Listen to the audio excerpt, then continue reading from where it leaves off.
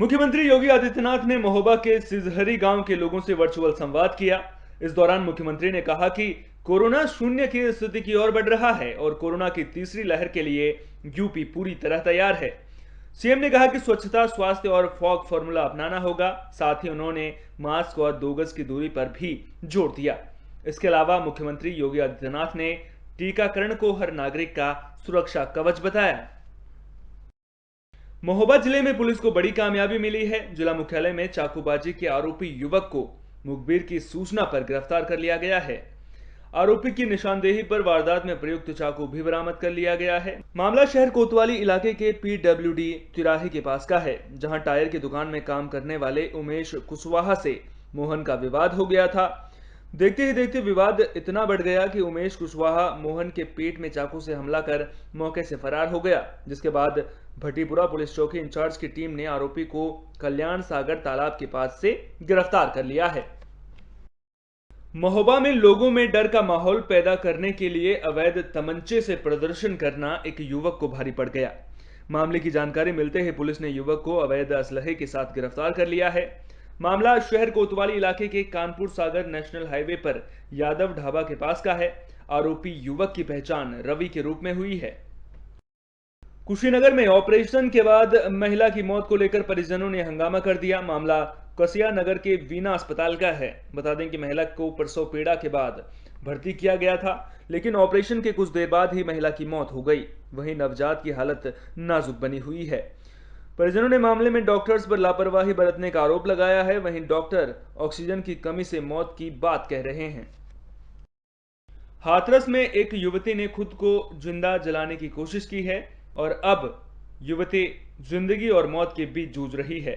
मामला सिकंदरा राव थाना इलाके का है। जानकारी के मुताबिक युवती का गांव के ही एक युवक से प्रेम प्रसंग चल रहा था, जिसके बाद युवती ने युवक से शादी करने को कहा, लेकिन युवक ने साफ मना कर दिया।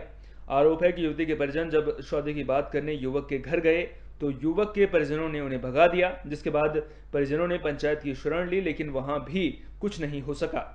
आरोप है कि युवक ने प्यार का झांसा देकर कई बार युवती से शारीरिक संबंध भी बनाए थे, जिसके बाद युवती ने आत्महत्या करने की कोशिश की है।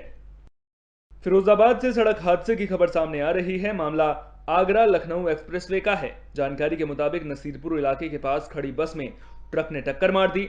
हादसे में एक यात्री की मौत हो गई, वहीं आधा दर्जन लोग घायल हुए हैं। जानकारी के मुताबिक बस पानीपत से बिहार के दरभंगा जा रही थी। इसी दौरान ड्राइवर ने तकनीकी दिक्कत के कारण बस को किनारे खड़े कर दिया था। मऊ में कोरोना काल में शहीद हुए कर्मचारियों को श्रद्धांजलि दी गई। कार्यक्रम का आयोजन Indian public service employees federation, राज्य कर्मचारी संयुक्त परिषद और फार्मासिस्ट फेडरेशन ऑफ यूपी ने किया था। कोपागंज सीएचसी में कोरोना शहीदों के लिए 2 मिनट का मौन रखा गया। औरैया में मोर को बचाने की कोशिश में एक युवक की मौत हो गई। मामला सदर कोतवाली के पढ़ीन गांव का है। जानकारी के मुताबिक किसान सदानंद खेतों की रखवाली कर रहा था। इसी दौरान कुछ कुत्तों ने मोर पर हमला कर दिया। किसान ने दौड़कर मोर को बचाने की कोशिश की, लेकिन इसी दौरान वो गिर पड़ा और उसके सीने में चोट लग गई। हादसे में घायल किसान को घर पहुंचने के बाद अस्पताल ले जाया गया था, जहां डॉक्टरों ने उसे मृत घोषित कर दिया। झांसी के मऊरानीपुर में फल सब्जी को लेकर जा रही पिकअप टायर फटने की वजह से पलट गई। हादसे में 5 लोग गंभीर रूप से घायल हुए हैं। पिकअप सब्जी और फल लेकर कस्बा बंगरा जा रहा था।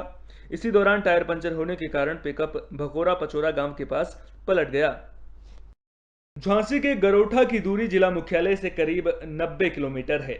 यहां कोरोना से बचाव के लिए पिछले साल कोविड-19 L1 अस्पताल बनाया गया, जिसकी सेवाएं लोगों को कुछ दिनों से पहले ही मिलनी शुरू हो गई थी।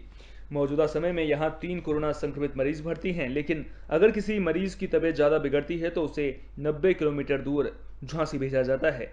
यहां के जनप्रतिनिधि और प्रशासनिक अधिकारियों की मांग पर सांसद निधि से 20 आईसीयू बेड और 50 केवी का जनरेटर और सीएम की आदेश पर ऑक्सीजन प्लांट भी लगाया जा रहा है।